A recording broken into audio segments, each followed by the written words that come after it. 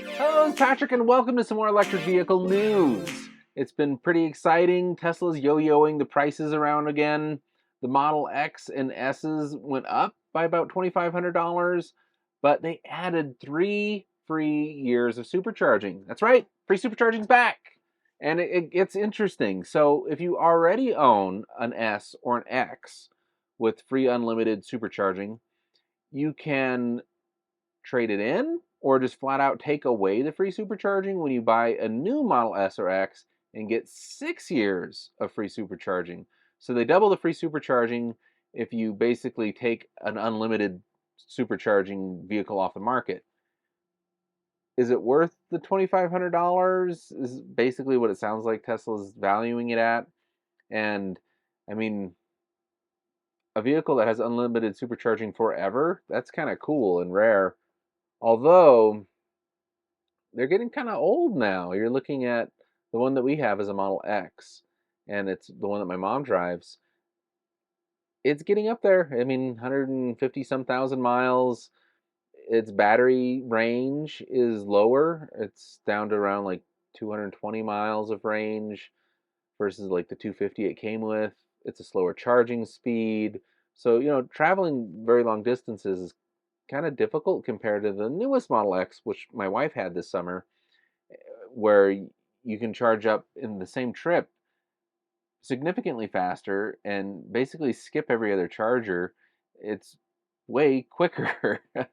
um, so it's a real toss up. Like, is it worth letting go of that free unlimited supercharging forever?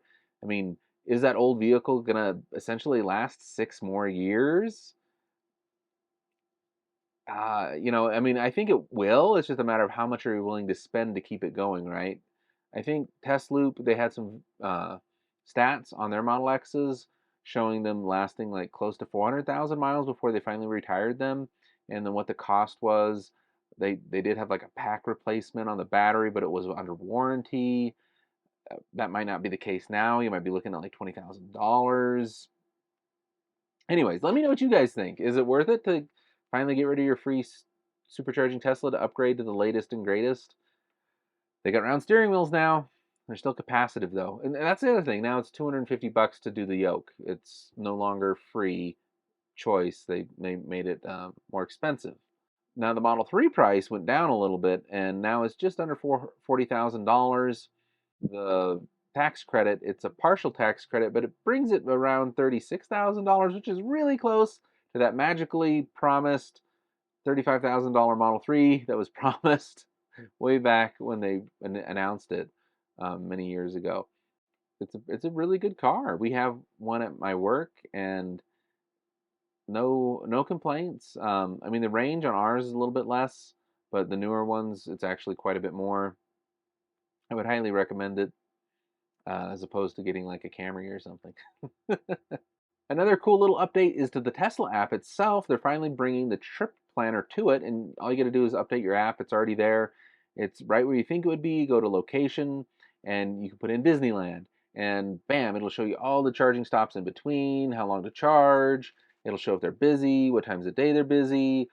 It's really cool for planning, so you don't have to be in the car and actually, be able to plan for things. So they've also added that you can pair your phone to your car without the key card, which is very nice because, like, at my office, we've got several Teslas, and locating a key card for the right car to pair a new worker's phone to be able to use it has kind of always been hit or miss because we try and keep all the cars keyed to all the cars, or yeah, all the key cards car all the key cards keyed to all the cars, but it doesn't always work out that way.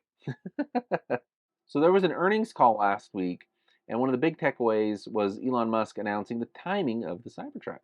And it really hasn't changed other than it's just still on track for a delivery event at the end of the third quarter. So it's probably late September, probably the very last possible day, because that's how Tesla typically rolls. But who knows? It could end up being in July. They did that with the Model 3. They did a small delivery event. I can't remember if it was like 60 or 30 vehicles. It was mainly it was all employees, I think. and I'm sure it's going to be the same with the Cybertruck. But then they'll announce all the actual features and changes from the prototype. He mentioned they've been driving around alphas, so I guess there's no beta, but they have production lines up and being assembled. They're hiring for all the assembly over in Texas. So expect Cybertrucks driving around Texas soon. I think they're going to have to retrofit or get service stations ready for them because they're a whole nother animal, and I don't think a lot of the current ones can accommodate it. So I'm sure that's kind of how the rollout's going to happen. Like who's closest to the service center because it's a new vehicle, and there's always little issues with the new vehicles. And it's not just a new vehicle; it's like a radically different vehicle. So they're probably going to keep them pretty close to employees, service centers with the first batches that go out this year. I don't expect any like real customers to get them until next year, but I could be wrong. It'll. What do you guys think? It'll be real interesting to see. Speaking of electric trucks, Rivian is opening up their adventure EV supercharger type network, their DC fast charging to all vehicles. So that's great. It was kind of crazy to think that they weren't going to do that to begin with because they're CCS. But that means you'll be able to charge your Cybertruck at the Rivian, and you'll be able to charge your Rivian at the Tesla. So that's awesome. More EV adoption, the better. If you've been watching my channel for the past 10 years or so, I had a Chevy Volt. I had a Model S, 3X, XX, a Rivian, and right now I'm driving a Lightning and a Model Y, depending on what I'm doing for the day, whether it's IT work or if it's telecommunications work where I got to haul stuff. And the Lightning is great with the amount of power that it has. I can power up off-grid sites directly from the truck and recharge their battery banks, which is amazing. No noisy gasoline generator having to go get gas and fill it up and do the maintenance. Because man, these little portable generators, they only last about 40 hours before you got to redo the maintenance on everything and change a bunch of stuff, and it's just a pain in the butt. Where the Lightning, you just plug it in, and you can run an off-grid site there for months off of one charge on the truck. The telecom stuff only uses like 50 watts. It's like nothing, and they run off-grid with solar and batteries. But sometimes there's problems with the batteries, or it's a really long storm, or it's super cold. Anyways, yeah, awesome to see Rivian opening up. And then they had a cool little video out the other day with the head of the software design. They're going to be updating a lot of things to be similar to what Tesla has in terms of integrating text messaging on the screen, active cameras via the blinker, so when you turn left or right, the camera will come on, being able to see what the load is on the back of the vehicle in the camera. Surprisingly, they still don't have that yet, but it's a different type of camera, and it's going to be a whole big update for towing, and it's going to be a bunch of stuff this summer. They're talking about doing valet mode and more cool holiday updates. They had the best one for Halloween. I have a video on it if you want to check it out. They said they didn't do a Christmas one because the bar was too high, but they'll probably do one next year. Thank you guys for watching so much and joining me whenever I put these videos out. I try and do them every Sunday, and if it's a slow week, I might miss a week.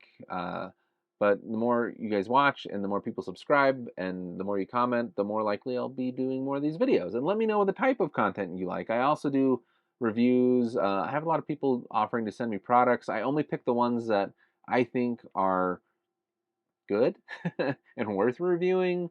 And yeah, there's been some pretty cool videos if you look back at some of my past ones that I think there's some really affordable products that really enhance the EV driving experience. So thank you guys for watching. I'm at Walking Crow on Twitter, and I'll see you guys next time. Thanks. Bye.